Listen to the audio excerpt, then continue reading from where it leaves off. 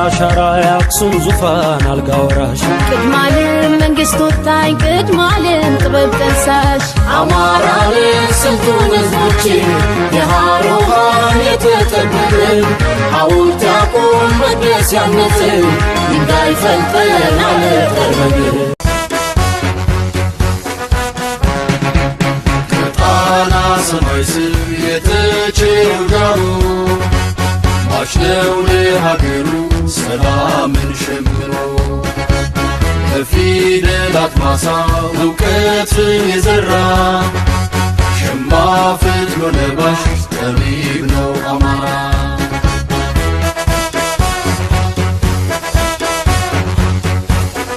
ተመልካቾቻችን እንደምን አላችሁ? እንዴት ናችሁ? እንግዲህ በመግቢያው ላይ በተለይ ቀስቃሽ የሆነውን አማራዊነትን እንዴት አድርጎ አጎልብቶ እንደሚያመጣ በቀላሉ ያያችሁት ይመስለኛል። ታዲያ በመረጃ ቲቪ የምትከታተሉን ወገኖቻችን ሁልጊዜም ቢሆን ማማ ወደ እናንተ ይበጃል የሚላቸውን ነገሮች ይዞላችሁ ነው የሚመጣው። እነዚህ ይበጃሉ የምንለው ምኑን ነው? በተለይ የአማራ የህልውና ትግል ወደ ከፍታ ደረጃ እየደረሰ ባለበት ሁኔታ ላይ እኛ በየጊዜው እየተከታተል መደረግ ይገባቸዋል፣ መደረግ አይገባቸውም የምንላቸውን ሁሉ ይዘን ነው ብቅ የምንልና ይጠቅማሉ ያልናቸውን ትምህርት ይሰጣሉ የምንላቸውን ሁልጊዜ ከእናንተ ሳንደብቅ የምናቀርበው። ታዲያ በዛሬው ዕለት ደግሞ ሁለት እንግዶቼን ይዤ ቀርቤያለሁ። ሁለቱ እንግዶቼ በተለይ በአሁኑ ሰዓት ፋኖ በተቆጣጠረባቸው ቦታዎች አካባቢ አማራው በድሮን በከባድ መሳሪያ በተለያዩ የቡድን መሳሪያዎች በነዋሪው ህዝብ ላይ ጥቃት እየተፈጸመ በሰብሉ ላይ በአጠቃላይ በመኖሪያ ቤቱ ላይ ጥቃት እየተፈጸመ እየወደመ ያለበት ሁኔታ በመሆኑ ይህን አስመልክቶ በዚህ ጉዳይ ላይ እጅግ የሚያንገበግባቸው የአማራ ልጆች በዓለም ዙሪያ እንቅስቃሴ እንዲደረግ በሰፊው እየሰሩ ያሉበት ሁኔታ ነውና ይህን አስመልክቶ ከነሱ ጋር ቆይታ ለማድረግ ከኔ ጋር ይገኛሉ አቶ ዮሴፍ አስፈሬና አቶ አንተነህ እጅጉ ናቸው።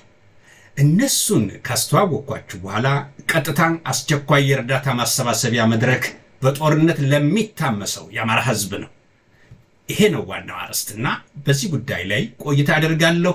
ከዛ በፊት ግን የምጠይቃቸውም ይኖራል። ወቅታዊ ሁኔታውን አስመልክቶ ትንሽ ጠይቃቸዋለሁ።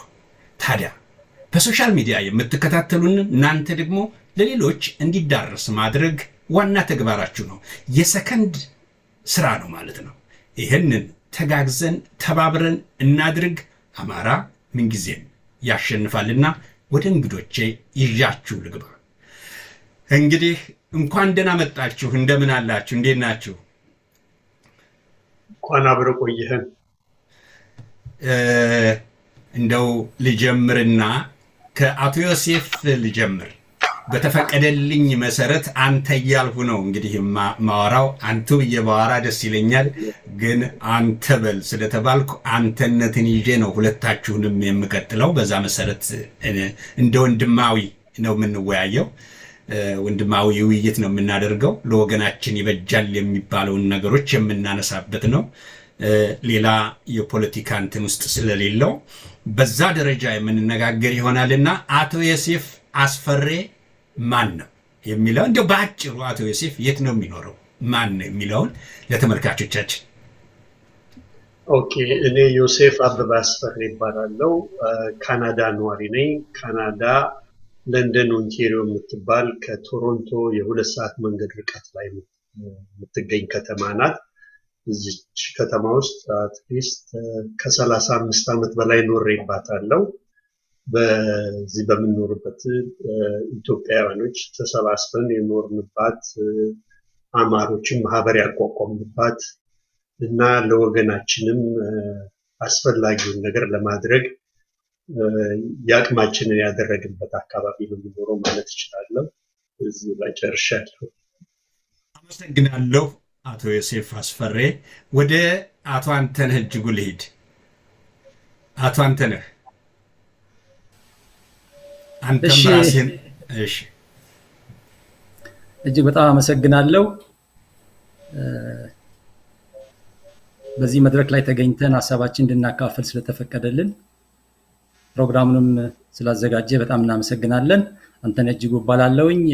እዚህ ካናዳ አልበርታ ካልጋሪ የሚባል ከተማ ውስጥ መኖር ከጀመርኩ 10 ዓመት ሆኖኛል። በዚህ ጊዜ ውስጥ ያው ሁላችንም እንደምንገነዘበው የአማራው ሕዝብ ከ50 ዓመት በላይ ሲደርስበት የነበረውን ተቋማዊ መንግስታዊ እና በተለያየ መንገድ እየደረሰበት ያለውን እንቅስቃሴ ለመረዳት ሁላችንም እንደምናውቀው ጊዜ ወስዶብናል እና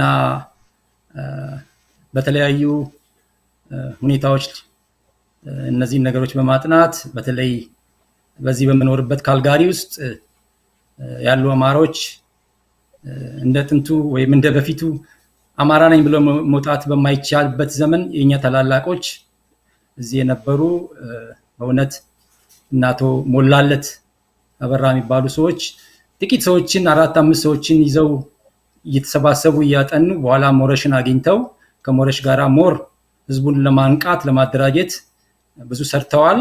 ከዚህም በኋላ ሞረሽ የሞረሽ አመራሮችን በተደጋጋሚ ጊዜ በመጋበዝ እዚህ አካባቢ ያለውን የአማራ ህዝብ በማንቃት የሞረሽ ቻፕተር በመመስረት ከዛም በመቀጠል ትግሉ እየተጠናከረ ሲመጣ ህዝቡ ሁኔታውን ሲረዳ የአማራ ማህበር ያስፈልጋል በሚል የካልጋሪ አማራ ማህበር ተመስርቶ እዛ ውስጥ አባል ሆኜ እሳተፋለሁ፣ አገለግላለሁ። በዚህ መልኩ ራሴን ካሳወቅኩ ይበቃል። አመሰግናለሁ። በጣም አመሰግናለሁ አቶ አንተነህ እጅጉ። በእውነቱ በዚህ በውጭ ሀገር በምንኖርበት የተወሰኑ ሰዎች በተለያየ መድረክ ላይ እና በተለያየ እንቅስቃሴ ላይ የሀገራቸው ህልውና ጉዳይ እንዲሁ ደግሞ የአማራው ህልውና ጉዳይ እያሳሰባቸው ብዙ ተሳትፎ ያደርጋሉ። በእውነቱ ይህንን አይተናል እና እናንተም በካናዳ የምትችሉትን ስታደርጉ የቆያችሁ ወንድሞቼ ናችሁና በእጅጉ ነው የማመሰግነው። ከእንደዚህ አይነት ሰዎች ጋር ውይይት ሳደርግም ደስ እያለኝ ነው የማደርገው፣ በጣም አስፈላጊ በመሆኑ። እንግዲህ በዛሬው ዕለት ዋና ጉዳያችን የአስቸኳይ የእርዳታ ማሰባሰቢያ መድረክ በጦርነት ለታመሰው የአማራ ህዝብ የሚል ነው። እሱን አስመልክቶ ሰፋ ያለ ውይይት እናደርጋለን። ይሄን ከማድረጋችን በፊት ይሄን አስመልክቶ የተሰሩ እንትኖች አሉ፣ ማስታወቂያዎች። እነዚህ ማስታወቂያዎችን ወደ ህዝብ አድርሰን ተመልሰን የተወሰነ ደቂቃ እንድትታገሱኝ ጠይቃለሁ። እሱን ሰምተን እንመለስ።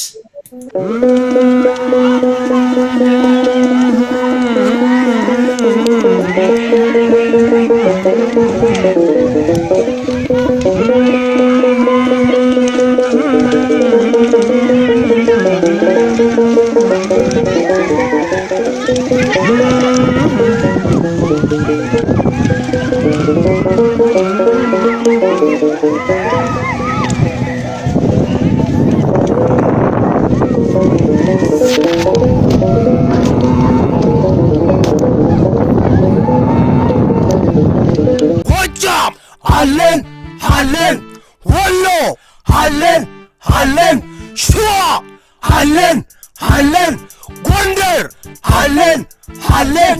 ህም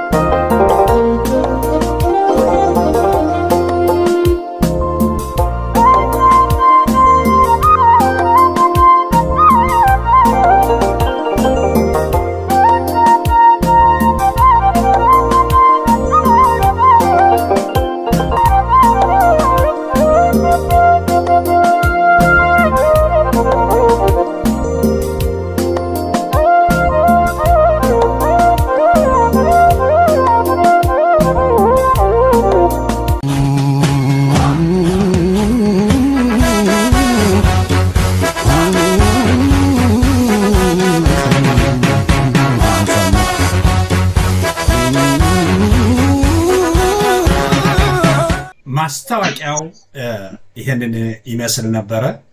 በእጅጉ ወገኖቻችን ይህን ማስታወቂያ አይታችሁ በእውነቱ አሁኑኑ ቀጥታ የራሳችሁን ማድረግ የሚገባችሁ ማድረግ የምትችሉበት ሁኔታ መሆኑን መዘንጋት የለባችሁ። ይህን እያሳሰብኩ ወደ እንግዶቼ ልሂድ። እንግዲህ ለማስታወቂያውን ቅድሚያ ለመስጠት ስል ወደ እናንተ ውይይት አልጀመርኩምና የመጀመሪያውን ለአቶ ዮሴፍ ላቅርብ። ጥያቄው ለሁላችሁም የሚሆን ነው።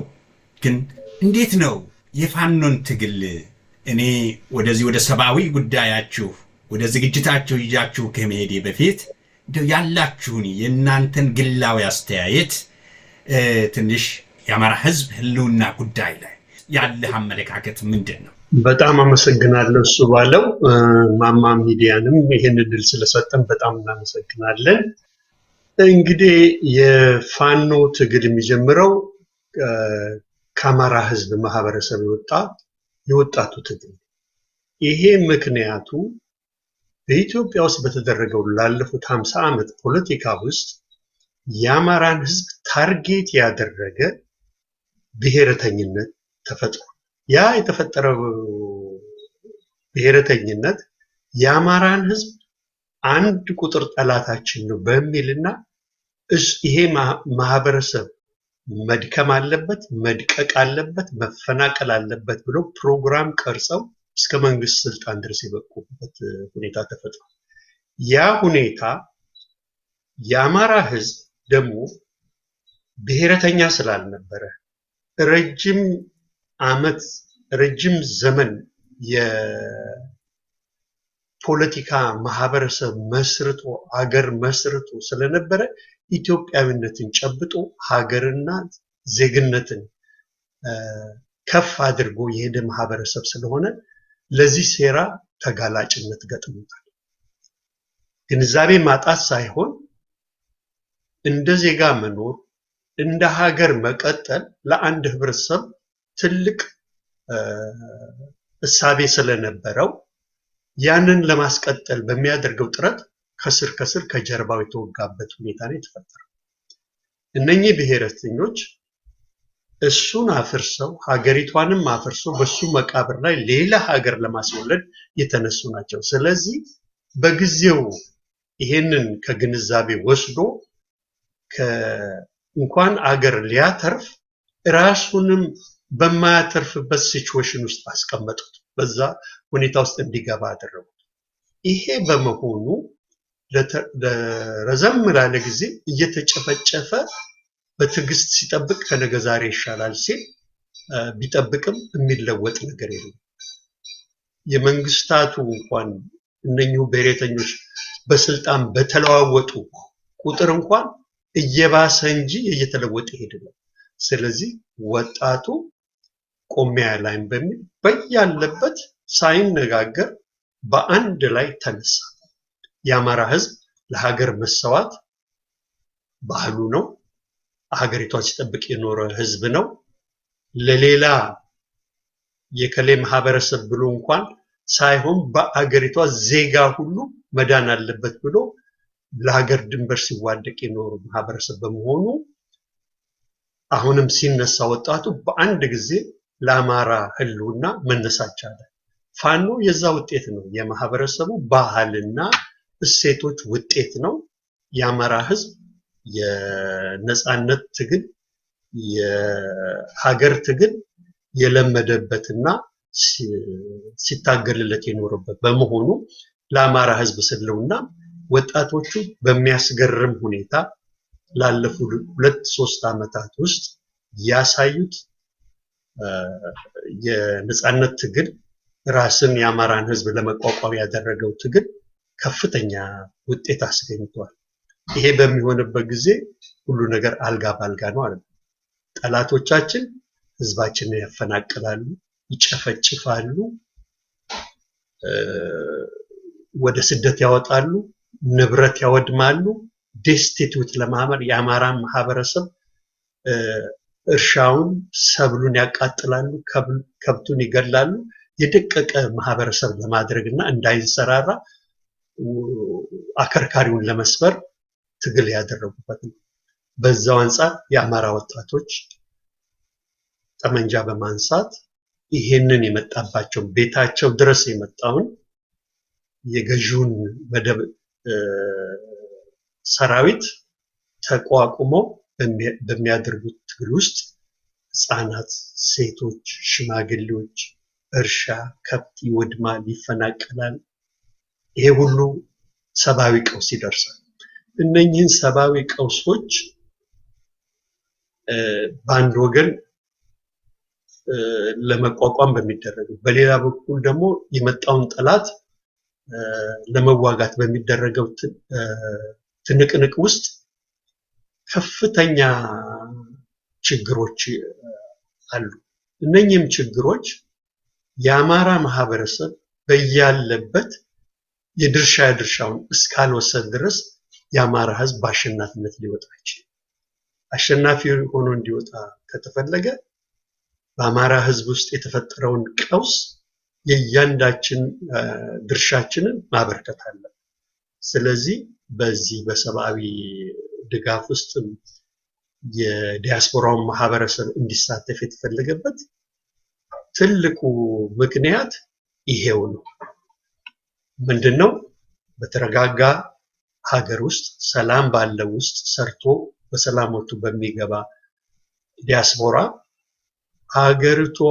ሀገራችን ውስጥ ባለው የኛ ማህበረሰብ እንዲህ አይነት ሰብአዊ ቀውስ ውስጥ ባለው ትልቁን ድርሻ መጫወት አለብን ብለን ስላመንን ይሄንን ነገር በቁርጠኝነት ይዘን በቀጣይነት ይሄ ደግሞ ቀጣይ ትግልም ነው።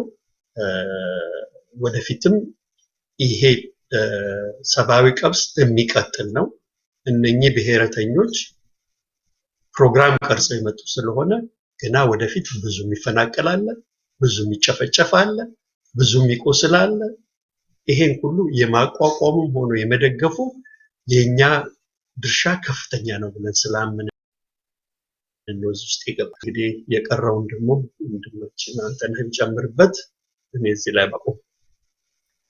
አመሰግናለሁ አቶ ዮሴፍ። የአማራ ህዝብ በእውነቱ ቀናኢ ህዝብ ነው። የአማራ ህዝብ ለኢትዮጵያ ታማኝ ህዝብ ነው። በፍጹም በማንኛውም ጊዜ እስካሁን ድረስ ከራሱ ይልቅ ለኢትዮጵያ እያለ መስዋዕትነት ሲከፍል የኖረ ህዝብ ነው። እንደተገለጸው ረጅም ዕድሜ ማለትም በ5 አስርታት ዓመታት በላይ ወይንም ከ50 ዓመት በላይ ያለው እንቅስቃሴ ሲዳሰስ አማራ ለራሱ ሳይሆን ለኢትዮጵያ ነው ሲሞት የኖረው። ይገሉታል፣ ለኢትዮጵያ ይሞታል። እንደዚህ የሆነ ነው የኖረው እና አቶ አንተነህ ስለ ሞረሽ ቅድም ስታነሳም ነበርና አጠቃላይ ይሄ ሁሉ የሚያሳየው ምንድነው? ቀደም ብሎም ጥረቶች ከነ ፕሮፌሰር አስራት ጀምሮ የነበረውን እንቅስቃሴ ለማስቀጠል የተደረጉ ረጅም ዓመት የፈጀ እንቅስቃሴ ነው ማለት ይቻላል እና ያን ሁሉ ግምት ውስጥ ባስገባ መልኩ ዛሬ ትውልዱ ላይ ደርሰናል። እንዴት ነው ባንተ በኩልስ አሁን ያለውን ትግል የምታየው? እሺ፣ በጣም አመሰግናለሁ ጋሽ ስባለው። እንግዲህ ብዙ ጊዜ ተብሏል፣ አዲስ ነገር አይደለም።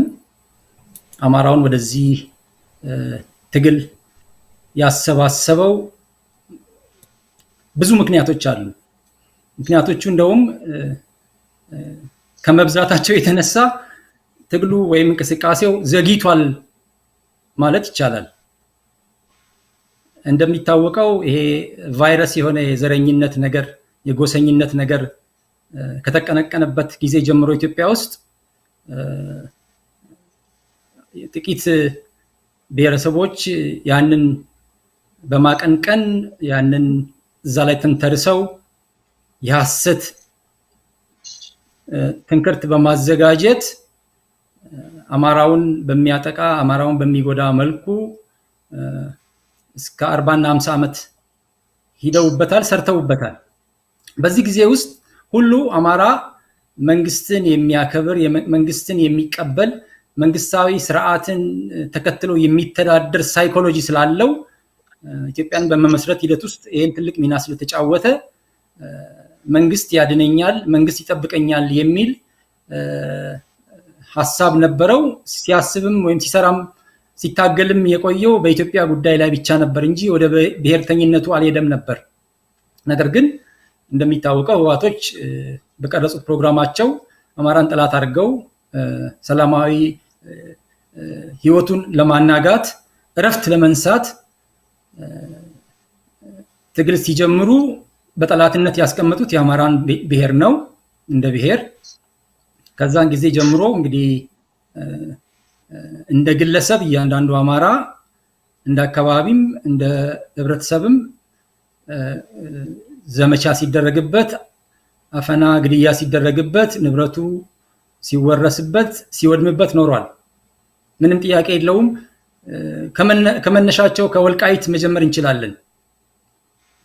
ወገኖቼ ወልቃይት እኮ መጀመሪያ በህወሓት ስር የወደቀ አካባቢ የአማራ አካባቢ ነው። ግን እስከዛሬዋ ደቂቃ ድረስ የአማራ ህዝብ በአንድነት ተነስቶ ይሄን የወደመ የጠፋ የባከነ የአማራን አካባቢ ለማደስ የተወሰደ እርምጃ እኔ ብዙ አላይም። በአካባቢው ተወላጆች ካልሆነ በስተቀር እንደ አማራ ተነስተን ይሄን ሁኔታ ያስተካከልንበት ስራ አላየሁኝም። ስለዚህ ወልቃይትን ከያዙ ወይም ያን አካባቢ ከተቆጣጠሩ በኋላ እንደሚታወቀው ቢያዴን የሚባል አማራ ያልሆነ ግን አማራን የሚያስተዳድር የአማራ ተወካይ ነኝ የሚባል ፈጥረው ዛኔ ኢህዴን ይባል ነበር። ህወሓቶች ወደ መንግስትነት ከደረሱ በኋላ ፖሊሲ ነው የቀረጹት። ፖሊሲ ቀርጸው አማራውን ከሌላው ብሔር ብሔረሰቦች እንዴት ከነሱ ጎን ሆነው አማራውን እንደሚያጠቁ በኢትዮጵያ ተበትኖ ያለውና በአማራ ክልል የሚገኘውንም አማራ እንዴት እንደሚያጠቁ እንዴት ሳይኮሎጂካሊ በራሱ የማይተማመን ህብረት የሌለው አንድነት የሌለው ለራሱ የማይቆም እስኪሆን ድረስ ነው ትርክቱ የተሰራውና ይሄም ህገ መንግስት ሆኖ ተቀርጾ በየመስሪያ ቤቱ ከመንግስት ድርጅቶች እና ከተለያዩ ሁኔታዎች አማራው እየተወገደ ለራሱ የማይሆን አድርገው ያዘጋጁት። ስለዚህ ይሄ ለረጅም ጊዜ ህዝባችን ሳይረዳው በኢትዮጵያዊነት እየታገለው በኢትዮጵያዊነት ዙሪያ ይመለሳል በሚል ጥያቄዎቹ ትግሉን ሲያድር ቆይቷል።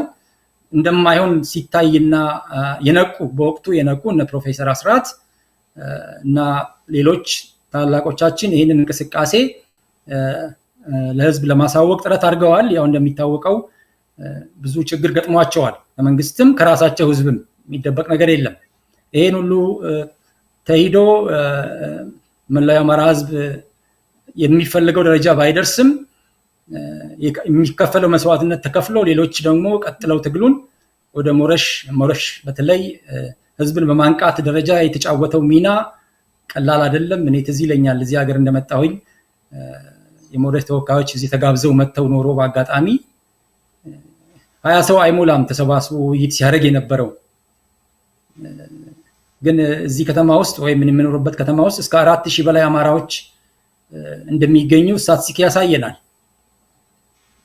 ከ10,000 በላይ ኢትዮጵያውያንም ይኖራሉ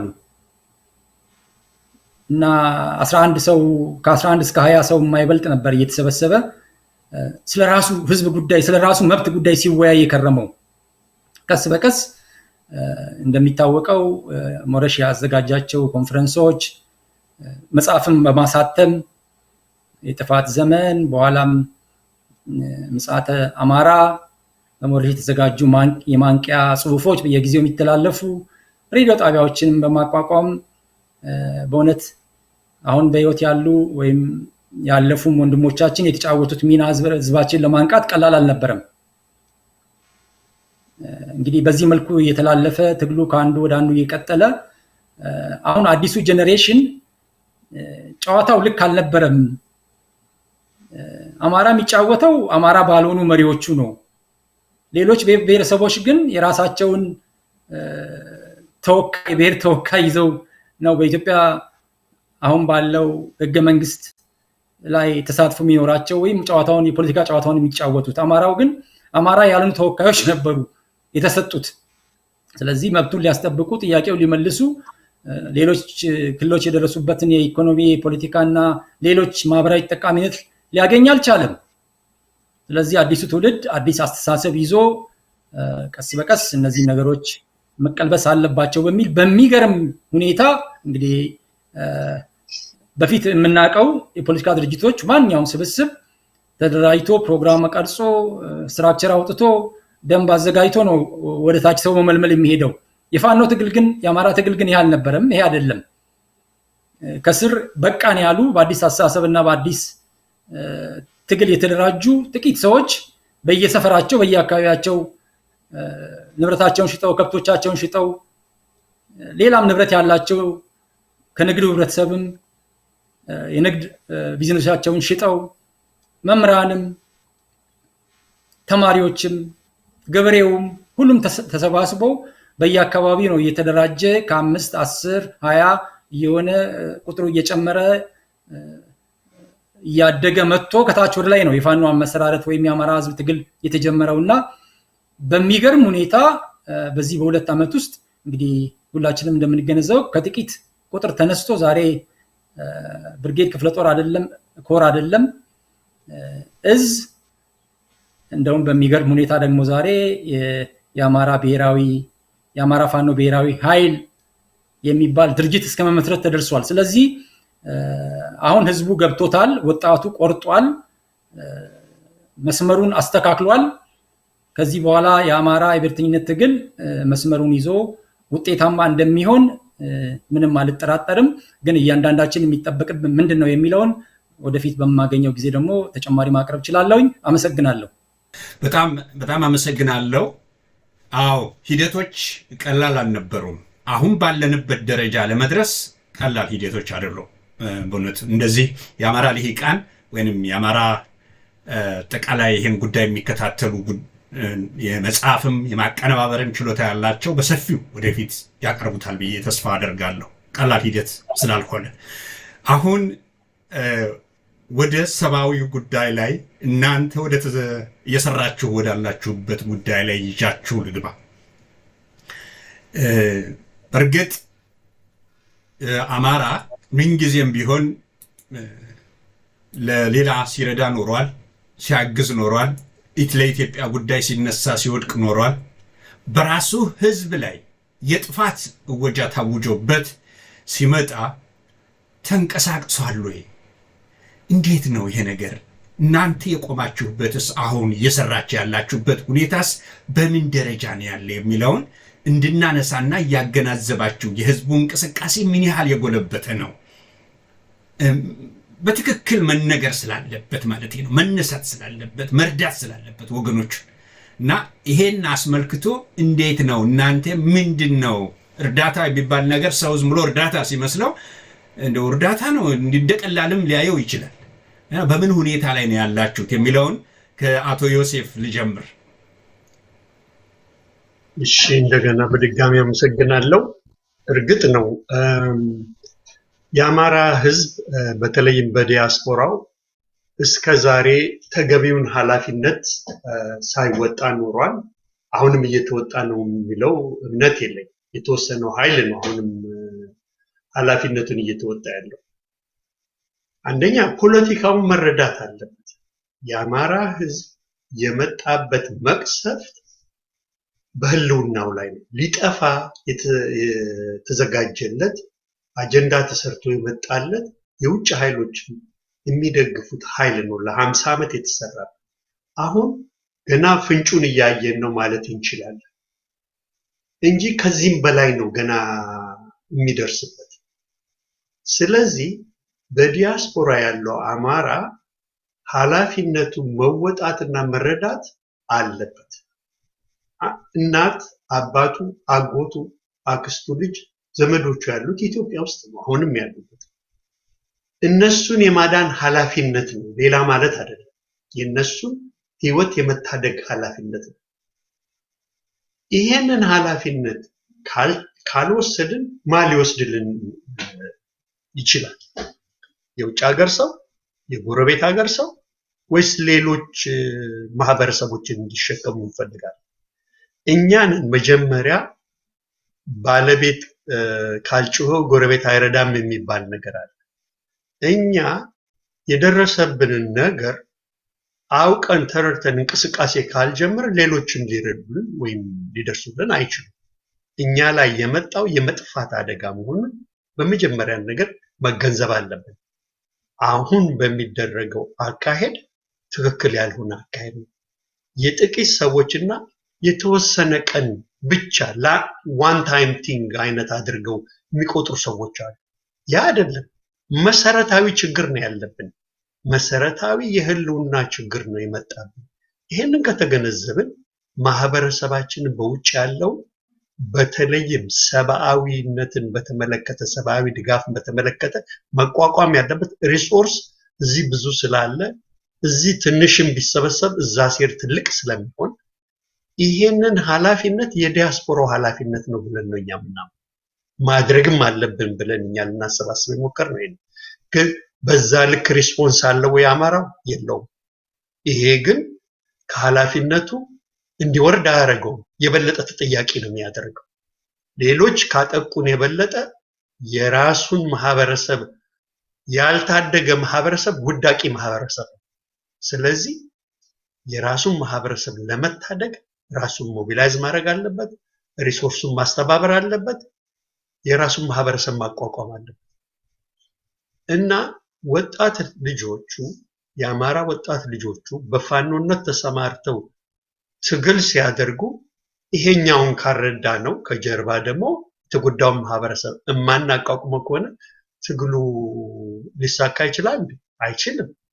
እና ኃላፊነታችንን መወጣት አለብን ነው የኛ አባባል። ስለዚህ እስካሁን ባደረግነው እንቅስቃሴ ምን አይተናል?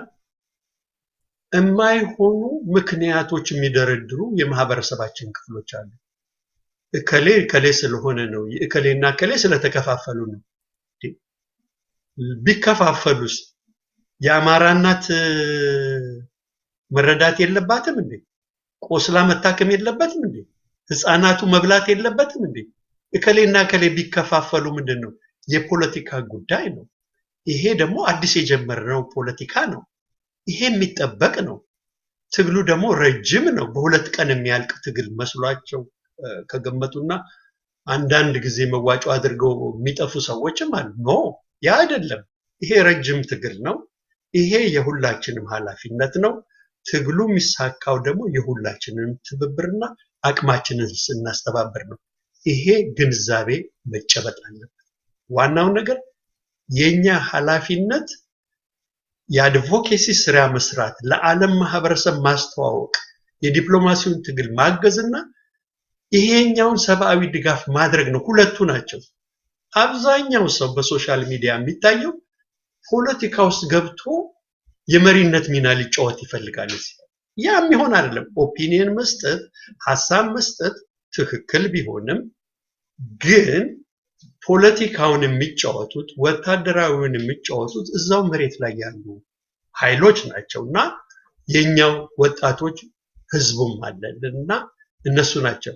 እኛ በዲያስፖራ ልናደርገው የምንችለው የአድቮኬሲ ስራ፣ የሰብአዊ ድጋፍ ስራ ነው። ይሄንን ኃላፊነታችን መወጣት ነው እንጂ ለውጥ በማናመጣበት ነገር ገብቶ መዳከሩ ትርፉ መላላጥ ነው እንጂ የምናመጣው ነገር የለም። የምናመጣው በትክክል ለውጥ ልናመጣ የምንችለው እነኚህን ነገሮች ስናደርግ የሰብአዊ እርዳታውን እየደገፍን ማህበረሰባችንን አቋቁመን ከስር ከስር ስንሄድ ወደፊት ለሚመጣው አደጋ ዝግጅት ስናደርግ ሲሆን ከፖለቲካው ደግሞ ቀነስ አድርገን ሐሳብ አይሰጥ አይደለም፣ ውይይት አይደረግም ማለት አይደለም። ግን ዋና ኃላፊነታችን ላይ ትኩረት ብናደርግ የተሻለ ይሆናል እንደሚል ጨርሻለሁ። በጣም አመሰግናለሁኝ። እልቂቶች አማራ ዘወር ብሎ ለደቂቃዎች ዘወር ብሎ ከዳሰሰ የት ቦታ አለቅን ካለ በጥቂቱ እንኳ የሚጠቃቀሱ ቦታዎች አሉ፣ እንዲህ በፊት ለፊት የምናያቸው ስለ አማራው እልቂት። አሁን ደግሞ የትም በማሄድበት ባለበት ቦታ ድረስ በድሮን የሚቀጠቀጥበት አይነት ሁኔታ ነው ያለው። ይህ ህዝብ እየተፈናቀለ እያለቀ ያለበት ሁኔታ ነው ያለው እና ትክክል ነው፣ አማራው መነሳት መቻል አለበት። ታዲያ አቶ አንተነህ በዚህ ጉዳይ ላይ ያንተስ እይታ እንዴት ነው? ምንድን ነው ማለት እይታው ሳይሆን እየሰራችሁ ያላችሁበት ጉዳይ ሂደቱ እንዴት ነው? ጥንካሬው እንዴት ነው? ምንድን ነው የምትፈልጉት ከህዝቡስ የሚሉትን አጠር አድርገህ ዳሰህልኝ ወደ ሌሎች ጥያቄ እሄዳለሁ። እሺ፣ አመሰግናለሁ በጣም። ጥያቄውን ስፔሲፋይ እናድርገው ካል አሁን ምን እየሰራችሁ ነው፣ በስራችሁ ላይ ያለው ነገር ምንድን ነው የሚለውን ለመመለስ ሞክራለሁኝ። እንደሚታወቀው እንግዲህ ከዚህ በፊት የነበረው የአማራ ፋኖ እንቅስቃሴ የተለያየ አደራጀት ይዞ እየተንቀሳቀሰ ነበረ። በዛ ወቅት ነው እንግዲህ እኔና ወንድሞቼ እና አንድ እህት አለች በእነዚህ በአማራ ፋኖ አደራጅቶች በወቅቱ የአማራ ፋኖ አንድነት በጎንደር፣ የአማራ ፋኖ በወሎ ቤት አማራ፣ የአማራ ፋኖ በጎጃም እና የአማራ ፋኖ በሸዋ አመራሮች ከዚህ በፊት በሚያስተዳድሩት አካባቢ ህዝባቸውን የሚያግዙበት የራሳቸው አካሄድ ነበራቸው። የተለያዩ እርዳታ ሰጪዎች ወይም ህዝቡን የሚደግፉ ሰብአዊ ድጋፍ የሚያደርጉ ቡድኖችን በላቸው፣ ግለሰቦችን በላቸው፣ የከተማ ስብስቦችን በላቸው በተለያየ መንገድ እርዳታውን ያደርጉላቸው ነበረ። በኋላ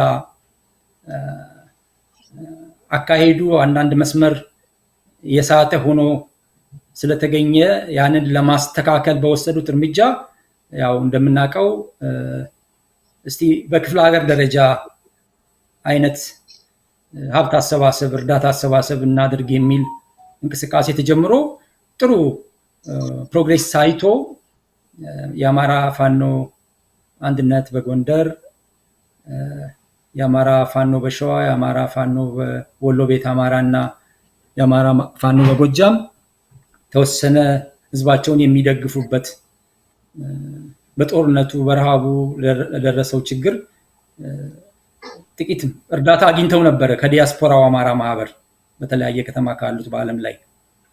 ግን እዛ ላይም እንደገና ችግር ተገኘ ወይም ችግር ታየ።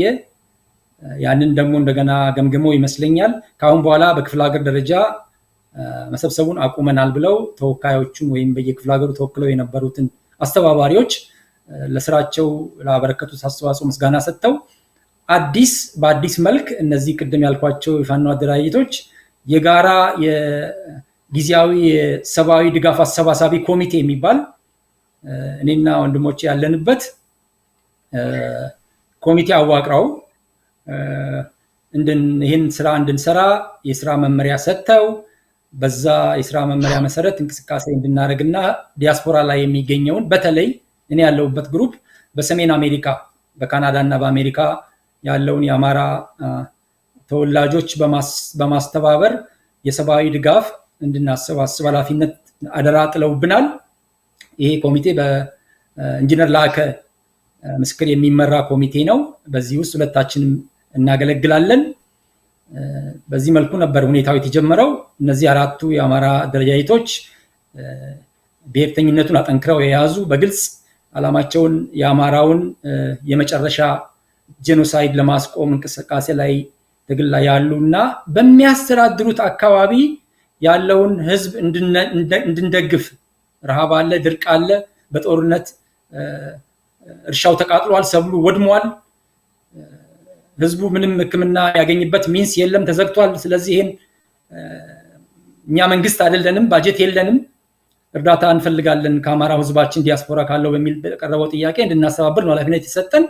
በሚገርም መልኩ ግን ያው እኛ ስራችንን ሳንጨርስ እነዚህ አደራጅቶች አንድ ላይ ሆነው ትልቅ ድርጅት የአማራ ፋኖ ብሔራዊ ኃይልን መስርተዋል። ስለዚህ ይሄን ካደረጉ በኋላ እኛ በተለያየ የአሜሪካና የካናዳ ከተሞች እንቅስቃሴ አድርገን እንደሚታወቀው የተለያዩ ከተሞች በየማህበራቸው ወይም በሚመቻቸው መንገድ የአዳራሽ ውስጥ የገንዘብ ወይም የሰብአዊ ድጋፍ ማሰባሰብ ያደረጉ ከተማዎች አሉ። እነ ዳላስ፣ ዲሲ፣ ቺካጎ፣ ሌሎችም እንደ ሎስ አንጀለስ፣ በካናዳ ደግሞ እነ ቶሮንቶ፣ ለንደን፣ ኦንታሪዮ፣ ኪችነር እነዚህ ከተማዎች በአዳራሽ ውስጥ ገንዘብ የማሰባሰብ ሀብት የማሰባሰብ እርዳታ የማሰባሰብ ስራ አከናውነው በጣም ጥሩ ውጤት አስመዝግበዋል። በዚህ አካባቢ ወይም በእነዚህ ከተሞች ውስጥ የሚገኙ የአማራ ወዳጆቻችን ወገኖቻችንን እጅግ ማመስገን እንፈልጋለን። በረሃብ በጦርነት በመከራ ላይ ካለው ህዝባችን ይሄ መልእክት በቅርቡ እኛን በወከሉ ወይም በአማራ ፋኖ ብሔራዊ ኃይል መሪዎች እንደሚገለጽ ያደረጋችሁት ድጋፍ የት ምን ላይ እንደዋለ በቅርብ ቀን መግለጫ እንደሚሰጡ ነው ያለን መረጃ። ይህንም እኛም እየተዘጋጀንበት ነው። ይሄን እያደረግን እያለን ነው እንግዲህ በጣም ብዙ ችግሮች የገጠሙን። እነዚህ ችግሮች የመጡት እውነት ለመናገር ከአማራው ውጪ ከሆኑት ጠላቶቻችን ወይም ተቃዋሚዎቻችን ወይም ሌላ ኃይል ብቻ ሳይሆን ከገዛ ወገኖቻችን ከአማሮች እንደውም ከአማራ አደራጀቶችም ጭምር ችግር ገጥሞን ነበረ። እነዚህ የገጠሙን ችግሮች ለምሳሌ በቅንነት የሚያስቡ አማራ ወገኖቻችን ወይም ማህበራት አንድ ላይ ሳይሆኑ አሁን ገንዘብ ማሰባሰባቸው አንድነቱ ሳይፈጠር አንድ ፓርቲ ወይም አንድ ድርጅት ሳይመጡ ገንዘብ መሰብሰባችሁ እኮ በኋላ ችግር ውስጥ ይከታችኋል። እንደሚታወቀው የገንዘብ ጉዳይ ስለሆነ አለመስማማት ሊፈጠር ይችላልና እንደውም ችግሩን ታሰፉታላችሁ ያሉሉም ነበሩ። ሌሎች ደግሞ ሁለተኛ በተከናወኑ ከተማዎች በተለያዩ ከተሞች በምናደርገው እንቅስቃሴ ይህን ሰብአዊ ድጋፍ አሰባሰብ ላይ ተደራራቢ ፕሮግራሞች ተዘጋጅተው ሆን ተብለው የእኛን እንቅስቃሴ ለመቀነስ ሆን ተብለው የተደረጉ ፕሮግራሞች አሉ። እናውቃቸዋለን፣ መዝግበን ይዘናል። የአማራ ህዝብ መዝግቦ ይዟል። በአጋጣሚም የተፈጠሩ ተደራራቢ ዝግጅቶች በአንድ ቀን በተመሳሳይ ሰዓት በተመሳሳይ ከተማ ገጥሞናል። አልፎ አልፎ እነዚህን ለማነጋገር ሞክረናል። ሌላው ሶስተኛው በጣም አስቸጋሪ እና ቻሌንጅ የነበረን በወቅቱ ወይም የገጠመን አንዳንድ የአማራ ማህበራት መሪዎች ወይም አደራጀቶች ህዝቡን አይደለም የከተማውን ማህበር ሜምበሮች አይደለም ግን ጥቂት አመራር ላይ ያሉ ሰዎች እነሱ በሚፈልጉት መንገድ ካልሆነ በስተቀር ይሄን ነገር ሊያግዙን ያልቻሉ ማህበራት አሉ። ደብዳቤ በትነናል። በሰሜን አሜሪካ ለሚገኙ የአማራ ድርጅቶች በሙሉ መልስ ሰጥተውን ለዚህ ተሳትፎ ያደረጉ በግልጽ ወደፊት በሚመለከተው በኩል የሚገለጹ ይሆናሉ። መልስ ያልሰጡን ወይም ይሄን የመሪዎቻችንን ውሳኔና ጥሪ ያልተቀበሉ የአማራ ድርጅቶች መሪዎች ናቸው፣ ህዝብ አይደለም። መሪዎች አሉ፣ የአማራ ድርጅት መሪዎች። እነዚህ ደግሞ ያው ምንም ተሳትፎ ሳያደርጉብን ቆይተዋል። ይሄ በጣም ትልቅ ቻሌንጅ ሆኖ የምንፈልገውን ያክል ወይም ያቀርነውን ያክል ሰብአዊ ድጋፍ አሰባስበናል ማለት አንችልም። ስለዚህ ይሄን ህዝባችን እንዲያውቅ ያስፈልጋል። ግን በተደረጉ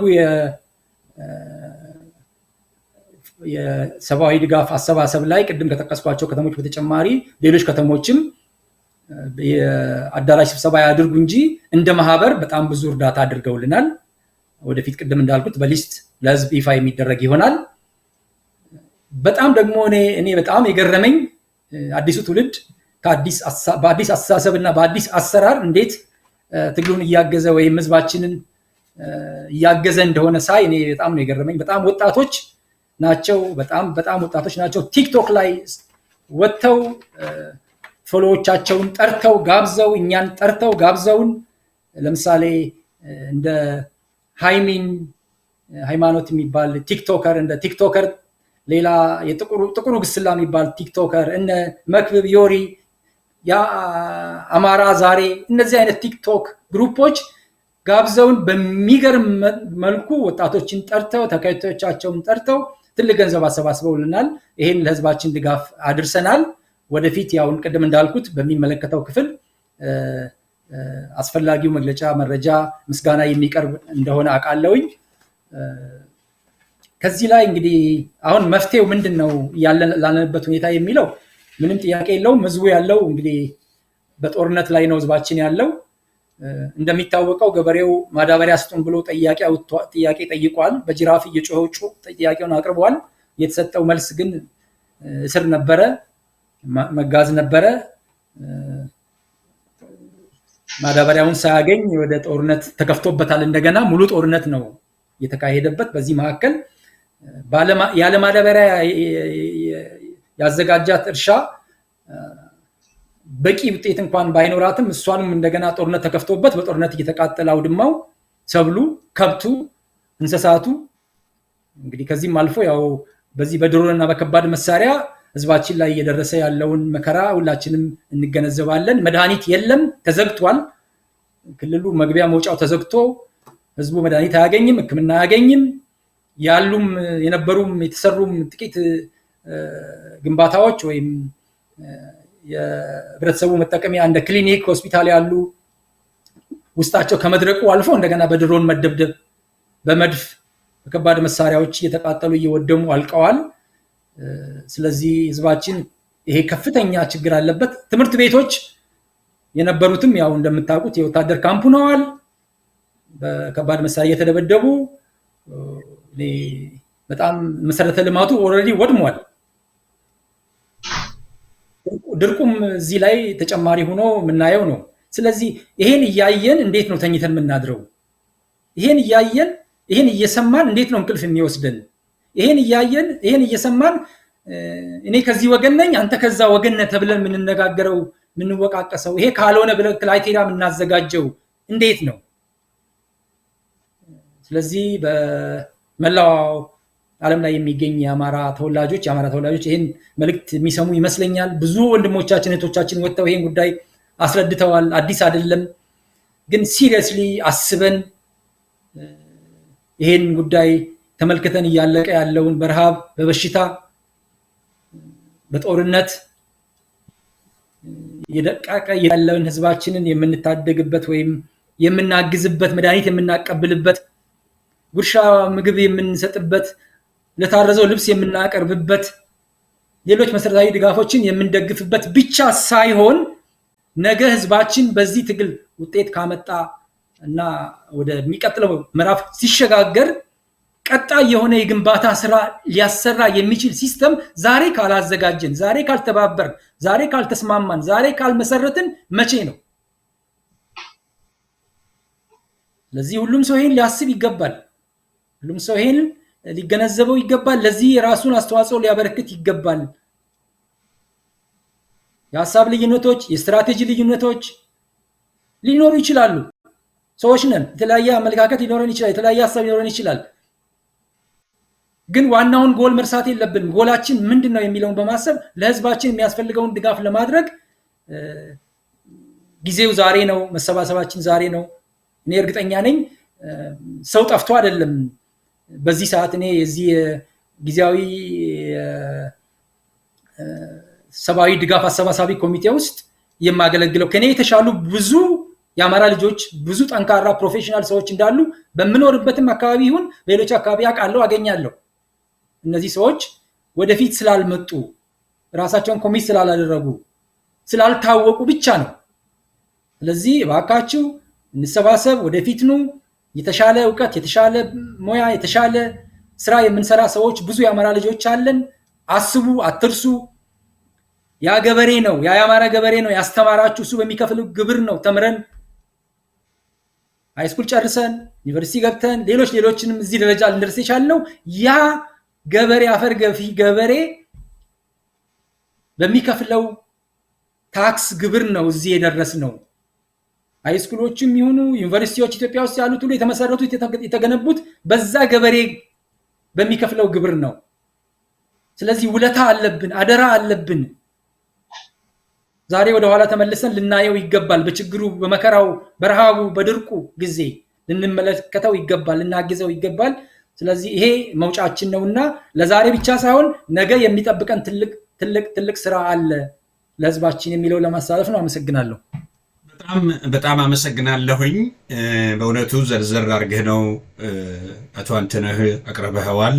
እንዲሁም አቶ ዮሴፍም በሚገባ ነው ያቀረበው። ስለዚህ አሁን በአጭሩ የመጨረሻ የሚባል ነገር አለ። የመጨረሻ አይደለም። ህዝባችን በጦርነት ላይ ነው። ህዝብ እየሞተ ነው። ሰብሉ እየወደመ ነው። እየተራበ ነው። እየተጠማ ነው። ብዙ ነገሮች አሉና ወደፊትም ተጠናክሮ መቀጠል ያለበት ጉዳይ ይሆናል ብዬ አምናለሁኝ። ምክንያቱም የሆነ ነገር ማስቆም ባይችል እንኳ ቢያንስ ወገኑን መርዳት መቻል አለበት። ቢያንስ ወገኑን መርዳት ካለው ከምሳው፣ ከቁርሱ፣ ከምኑ ቀንሶ ሊያደርግ የሚገባውን ነገር ማድረግ መቻል። ለሌላ እኮ ስናዋጣ ኖረናል አይደለም እንዴ? ሲጠሩን አማራ ያልሆኑት ኑ ድረሱ ሲሉን ስንሮጥ አይደለም እንዴ? ስንሆን እኮ ነው የኖርነው። አጠቃላይ እርዳታ ሲባል እኮ አማራው ወደኋላ እኮ የሚልበት ጉዳይ አይደለም። ለራሱ ሲሆን እንዴት አይሸንጣውም? የአባት የእናቶቹ ሁኔታ እንዴት አይታየውም? የሚለው በጣም የሚገራርም ሁኔታ ነው። መጠራትም አልነበረበትም። ፈልጎ አንኳኩቶ መስጠት መቻል ነበረበት። ፈልጎ እና አቶ ዮሴፍ የመጨረሻ እንደው በአንድ 2 ደቂቃ ሊካተት የሚችል የመጨረሻ በአንተ በኩል የምታስተላልፈው ይሄን ጥሪ በ22 ነው ብላችኋል። የመጨረሻ ዝግጅታችሁ በ22 ሰኔ 22 ስለሆነ ይህን አስመልክቶ እንደው በአጭሩ የምታስተላልፈው መልእክት ምንድን ነው በዚህ ዝግጅታችሁ ላይ? እሺ፣ አመሰግናለሁ። በድጋሚ ጁን 22 9 AM ኢስተርን ታይም ቱ 9 PM ኢስተርን ታይም የበይነ መረብ የቴሌቶን ፈንድሬዚንግ እናደርጋለን። ይሄ የጊዜያዊ ኮሚቴው የመጨረሻው ፕሮግራም። እስከዛሬ በአዳራሾችም የተወሰኑ ደግሞ በቴሌቶንም ያደረግናቸው በቲክቶክም በተለያዩ እንትኖችም ያደረግናቸው አሉና እዚህ ላይ ሁሉም የአማራ ማህበረሰብ ኃላፊነት አለበት። ኃላፊነቱ የራሱን ማህበረሰብ ማዳን መቻል አለበት። የአማራ ማህበረሰብ ብቻ አይደለም፣ ሌላው ኢትዮጵያዊ ወገኑ የአማራን ህዝብ ማዳን በሚደረግ ትግል ውስጥ መሳተፍ አለበት። ኢትዮጵያ እንድትድን ከተፈለገ የአማራ ህዝብ መዳን አለበት። አማራ ከጠፋ ነግ በሁሉም ነው የሚመጣው፣ ማለት አገርም አትኖርም ማለት ነው። ስለዚህ ከንፈር መምጠጥ ብቻ አይደለም፣ ወይም ፖለቲካ አስተያየት በመስጠት ሲምፓቴቲክ መሆን ብቻ አይደለም፣ በጅም ድጋፍ ያስፈልገዋል። ስለዚህ የአማራ ህዝብ ፈተና ውስጥ ነው ያለው። ይህም ፈተና ለመወጣት የሁሉም ማህበረሰብ እርዳታ፣ የሁሉም ኢትዮጵያዊ እርዳታ ያስፈልገዋል። ዳር ላይ ቆሞ መመልከት አያስፈልግም። ማንም ኢትዮጵያዊ ዳር ላይ አልቆመም። ድሮ በሚደረገው ትግላችን አሁን አማራ ተነጥሎ በስርዓቱ ስትራቴጂ ተይዞ ተደራጅቶ ኃይል አደራጅተው ቤቱ ጓዳ ውስጥ መጥተው ነው እየለበለቡት፣ እያቃጠሉት፣ እያፈረሱት ያለ። ስለዚህ ለዚህ ቀን ያልሆነ ማንኛውም ዜጋ የኔ ዜጋዬ ነው ብዬ አላምንም። መረዳት አለበት። ይሄ ማህበረሰብ መዳን አለበት። ኢትዮጵያ እንድትድን ከተፈለገ ይሄ ስለሆነ ሁላችሁም ከዚህ በፊት በተደረገው እርዳታ ያልተሳተፈ በሙሉ ይሄ ደግሞ ዓለም አቀፍ ስለሆነ በበይነ መረብ የሚደረግና በተለያየ መልክ የማዋጣት እድል እንዲኖረው ካለበት ከአረብ ሀገር ይሁን ከአውስትራሊያ ይሁን ከአውሮፓ ይሁን ከሰሜን አሜሪካ ይሁን ከካናዳ ይሁን ከሁሉም ጋራ መላክ ስለሚቻል እጃችሁን ዘርጉለት ለአማራ ህዝብ። የአማራ ህዝብ እንዲድን እንፈልጋለን። ኢትዮጵያ እንድትድን እንፈልጋለን። ይህንንም ለማድረግ የሁሉም እጅ አስፈላጊ ነው እና ጥሪያችንን የወገናዊ ጥሪያችንን እናስተላልፋለንና እኔ በዚሁ ጨርሻለሁ። በጣም አመሰግናለሁ አቶ ዮሴፍ። ወደ አቶ አንተነህ ልሂድ። በ2 ደቂቃ ውስጥ አንተም የምታስተላልፈው መልእክት ካለ። ሰኔ 22 እሁድ ቀን ነው። ይህን እሁድ ቀን ሁሉም ከዳር እስከ ዳር በእርግጥ አቶ ዮሴፍ እንደገለጸውም ሊተባበር ይገባዋል። በአንተ በኩልስ የምታስተላልፈው መልእክት ለመላው አማራ ወይንም ለምትፈልገው ክፍል ምንድን ነው የምትፈልጉት? እንደ ኮሚቴ እንደ ስብስብ። እሺ፣ እጅግ በጣም አመሰግናለሁ። ይሄ የኛ የጊዜያዊ ድጋፍ አሰባሳቢ ኮሚቴ የመጨረሻ ፕሮግራም ነው። በቴሌቶን ነው የምንዘጋው። በእውነት ለመናገር በዚህ መልኩ አልነበረም። እኛ በአዳራሽ ጉዳያችንን ጨርሰናል ብለን አፕሪል 5 በተደረገው አዳራሽ ስብሰባ ዲሲ ላይ ጨርሰናል ብለን ሂሳባችንን ሪፖርታችንን ሰርተን ተዘጋጅተን ነበር። በሚገርም ሁኔታ ይሄን ጉዳይ ሲታዘቡ እንቅስቃሴያችንን ስራችንን ሲታዘቡ የነበሩ የአማራ ልጆች መዘጋት ያለበት የመጨረሻ በቴሌቶን ነው የሚል ሐሳብ ይዘው መጡ። አማራ ጋርድ የሚባል ቲንክ ታንክ ግሩፕ ነው። በአማራ ጉዳይ ላይ የሚሰራ አይዲያ የሚያመነጭ የተለያዩ ድርጅቶችን የአማራ ስብስቦችን የሚያግዝ በተለያየ መንገድ ቲንክ ታንክ ቡድን ነው። ይሄ ቡድን ይሄን ሐሳብ ይዞ መጣና በተለያየ ምክንያት ስራችሁን ልትጨርሱ ነው፣ ልታጠናቅቁ ነው፣ ግን በተለያየ ምክንያት በዚህ ላይ ያልተሳተፉ አማራዎች ብዙ ናቸው። ስለዚህ ሊያግዙ የሚችሉ ሰዎችን ለምን የመጨረሻ እድል አንሰጣቸውም? በአዳራሽ ያልተገኙ በተለያየ ምክንያት በከተማቸውም ማህበር የሌለም ቦታዎች ላይ ያሉ በተለያየ ስራ ምክንያት በእለቱ እናንተ በጠራችሁት የአዳራሽ ስብሰባዎች ላይ በተለያየ ስራ ምክንያት በሌላ ቦታ በመሄድ በተለያየ ምክንያት ያልተገኙ ሰዎች ሊያግዙት የሚችሉትን ነገር ለምን አንድ ቀን ቴሌቶን ተዘጋጅቶ አናከናውንም የሚል ጥያቄ ከአማራ ጋርድ በኩል ቀረበ። ይሄ ጉዳይ እኛ ጊዜያችንን ጨርሰናል፣ ሪፖርት እየሰራን ነው። ስለዚህ ይሄ ጉዳይ መሄድ አለበት ብለን ወደሚመለከተው ወደ ወከሉን ክፍሎች ጉዳዩ ተመልሶ ሄዶ ውይይት ተደርጎበት እንደውም በፊት በየክፍለ ሀገር የነበሩት አሁን የአማራ ፋኖ ብሔራዊ ኃይል በሚል አንድ ላይ ሆነው አንድ ድርጅት መስርተው መሪዎቻችን ኦኬ ይሄን ጉዳይ ማጠቃለያ ቴሌቶን ማድረግ ትችላላችሁ ብለው ስለፈቀዱልን እቺን እድል ስለሰጡን በእውነት እነሱም ስለፈቀዱልን እዚህም ይሄን ኢኒሺዬቲቭ ወስዶ የኦንላይን ስራ የሚያስፈልገውን የኦንላይን ስራ ሁሉ ማስታወቂያውን ሁሉ ነገር እየሰራ እያገዘን ያለን ስብስብ ይሄ የአማራ ጋርድ ነው። እኛ በፊት በጀመርነው ገንዘባችን ወይም ገንዘቡ በምንሰበስብበት በመጀመሪያው አካውንት ነው ገንዘቡ የሚሰበሰበው። የአማራ ጋርድ ከዚህ ገንዘብ ጋራ ምንም ግንኙነት የለውም። ቀጥታ ገንዘቡ ይመጣው እኛ ወደ ከፈትነው ወይም የዚህ የሰብአዊ እርዳታ ፕሮግራም ተብሎ በተከፈተው ላይ ወደሚሄደው አካውንት ነው የሚሄደው። ስለዚህ ይሄን እድል በመጠቀም በተለያየ ምክንያት ለወገናችሁ ያልደረሳችሁ ጥሪያችንን ወይም የፋኖ አመራሮች በወቅቱ ያደረጉትን ጥሪ ሰምታችሁ ተግባራዊ ምላሽ ያልሰጣችሁ ግለሰቦች፣ አማራዎች፣ ማህበራት በተለያየ ምክንያት ሚስ ያደረጋችሁ ይሄን እድል በእውነት ለህዝባችሁ የምታግዙበት የምትችሉትን እርዳታ የምታደርጉበት ጥሩ ሁኔታ ቀላል ቴሌቶን ኦንላይን ጁን 22 9 AM to 9 PM ድረስ የተዘጋጀ ስለሆነ ሁሉም የአማራ ካውንስል ውስጥ የሚገኙ ሚዲያዎች ይህን ያስተላልፋሉ። እዛ ላይ በመሄድ በዓለም ላይ ያለ ማንም ማገዝ የሚፈልግ ግለሰብ፣ ስብስብ፣ ቡድን ፔይፔል ላይ በመግባት ቀጥታ የሚረዳውን እርዳታ መላክ ይችላል። በሰሜን አሜሪካ ያላችሁ የተለያየ አማራጭ አላችሁ። ያን አማራጮች ዜልም፣ ካሻፕም ሌሎችንም መጠቀም ትችላላችሁ።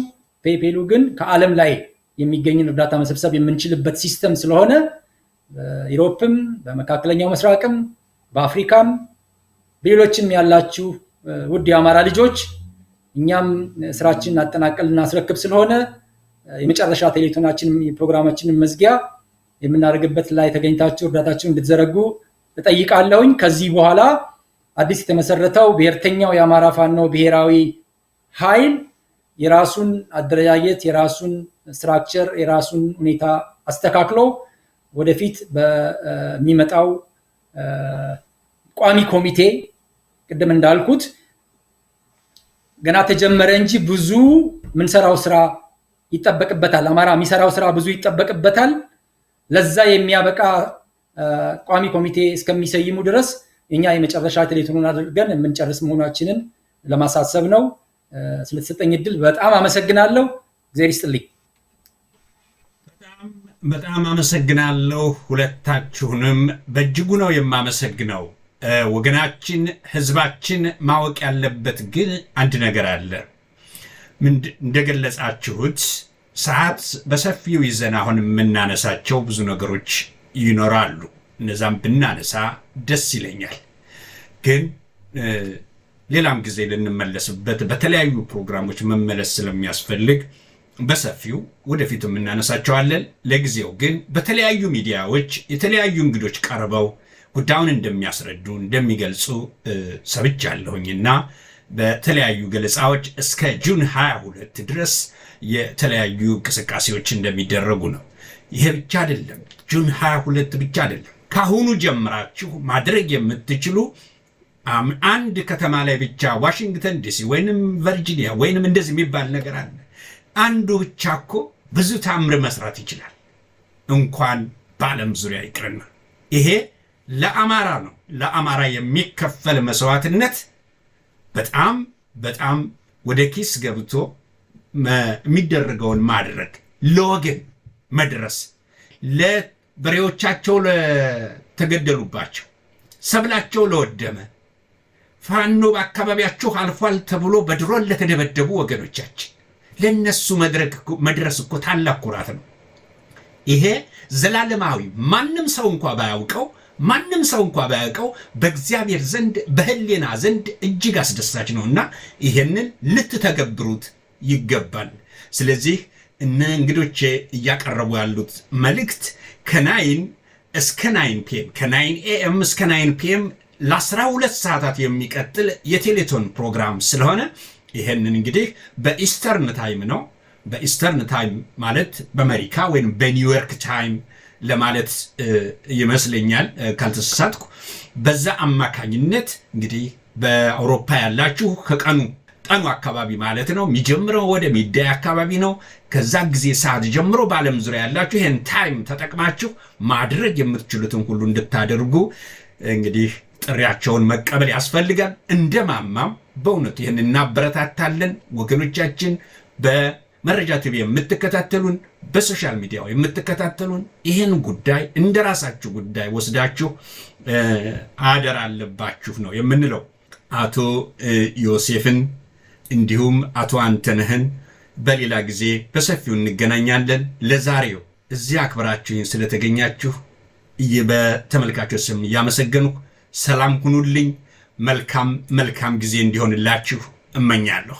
እግዚአብሔር ይስጥልን። እኛም ለተደረገልን ትብብር ማማ ሚዲያንም አንተንም በጣም አድርገን እናመሰግናለን። እግዚአብሔር ይስጥልን። ገዢ ያልደፈረን ባህል ጠላት ያልበደል አማራነትን ተላብሰን አማራነትን ተኩለን ነፃ ህዝቦች እንደነበር ነፃ ህዝቦች እንሆናለን።